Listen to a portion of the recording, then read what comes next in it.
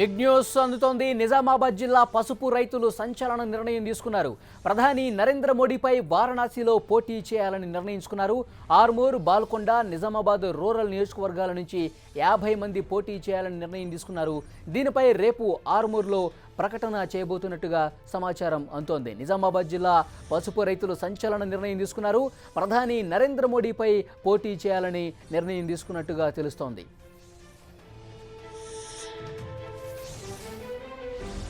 పూర్తి సమాచారం తెలుసుకుందాం. మా ప్రతినిధి ఆనంద్ పాల్ ఫోన్ లైన్లో సిద్ధంగా ఉన్నారు. ఆనంద్ పాల్, నిజామాబాద్ జిల్లా పసుపు రైతులు మరొక సంచలన నిర్ణయం తీసుకున్నట్టు తెలుస్తోంది. ప్రధాని నరేంద్ర మోడీ పోటీ చేసే వారణాసి నుంచి నామినేషన్స్ వేయాలని నిర్ణయం తీసుకున్నట్టుగా తెలుస్తోంది.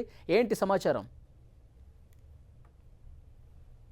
నిజామాబాద్ జిల్లాలోని ఆర్మూర్, బాల్కొండ, మోర్తాడ్, భీమ్గల్, కమ్మర్పల్లి చెందిన తదితర ప్రాంతాలకు చెందిన రైతులు తమ సమస్య పరిష్కరించాలని చెప్పి గతంలో కూడా పలుమార్లు ఆందోళనలు చేయడం జరిగింది. పసుపు బోర్డు ఏర్పాటు చేయాలని, ఎర్రజొన్న రైతులకు పసుపు గిట్టుబాటు కల్పించిన డిమాండ్ చేస్తూ పార్లమెంటు కూడా దాదాపు 176 మంది కూడా నామినేషన్లు వేయడం జరిగింది. తాజాగా చూసినట్లయితే వారణాసిలో నరేంద్ర మోడీ మీద రైతులు నామినేషన్ వేసేందుకు సిద్ధమయ్యారు. ప్రస్తుతం అయితే చూసినట్లయితే మనకున్న సమాచారం ప్రకారం రేపు మీడియాతో సమావేశం పెట్టిన అనంతరం భారీగా అంటే సుమారు 50 మంది రైతులు వారణాసి బయలుదేరి అక్కడ నామినేషన్లు నరేంద్ర మోడీపై నామినేషన్ దాఖలు చేయనున్నారు. ఆనంద్ పాల్, ఎంతమంది రైతులు వారణాసిలో నరేంద్ర మోడీ మీద పోటీ చేసేందుకు నిర్ణయం తీసుకున్నట్టు తెలుస్తోంది? ఎంతమంది ఉండొచ్చు? వాళ్ళు ఏమైనా సమాచారం ఇస్తూ ఉన్నారా? రేపు మీడియా సమావేశం ఆర్మూర్లో నిర్వహించున్నారు. ఈ రైతులంతా రైతు విభాగం సంబంధించిన కొందరు రైతు నేతలకు అయితే మీటింగ్ అయిన సమావేశం మీడియాతో మాట్లాడిన తర్వాత ఎంతమంది ఇక్కడ నుంచి నామినేషన్ వేయనున్నారు, ఎలాగ వేయనున్నారు, వాళ్ళ ప్రణాళికను కూడా రేపు చెప్పనున్నారు. ఆనంద్ పాల్, నిజామాబాద్ లోక్సభ స్థానానికి ఎవరైతే పోటీ చేశారో వాళ్లే వేస్తున్నారా, లేకపోతే వేరే కొత్త వాళ్ళు ఏమన్నా బరిలోకి దిగే ఆలోచన ఏమన్నా ఉందా?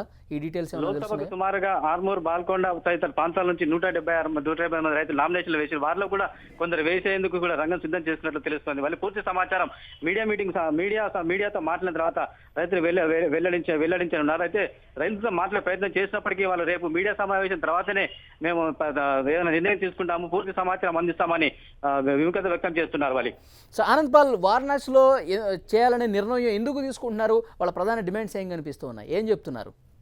వారణాసిలో దానికి ప్రధాన కారణం అంటే గతంలో పసుపు బోర్డు ఏర్పాటు చేయాలని, ఎర్రజొన్న రైతులకు పసుపుకు గిట్టుబాటు చెల్లించాలని చెప్పేసి దేశ దృష్టిని ఆకర్షించేందుకు నిజామాబాద్ జిల్లా పార్లమెంటు స్థానానికి రైతులు నామినేషన్ వేయడం జరిగింది.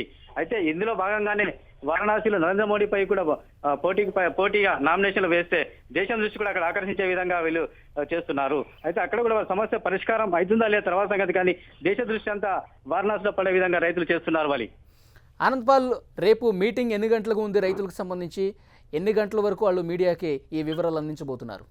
రేపు సుమారుగా 11-12 గంటల మధ్యలో ఆర్మూర్లో వీరు మీడియా సమావేశం పెట్టిన అనంతరం ఎలా తమ ప్రణాళిక ఏ విధంగా ఉంటుంది, ఎవరెవరు వేయాలి, ఎలాగా వెళ్ళాలి, ప్రణాళికలు వాళ్ళు బహిర్గతం చేయనున్నారు. బహిర్గతం తర్వాతనే వాళ్ళు నామినేషన్ ఏ విధంగా దాఖలు చేయాలి, ఎవరెవరు దాఖలు చేయాలి, ఎట్లా వెళ్ళాలి అనే రూట్ మ్యాప్ ను కూడా రేపు వాళ్ళు బయటపెట్టనున్నారు. Thank you Anand Paul.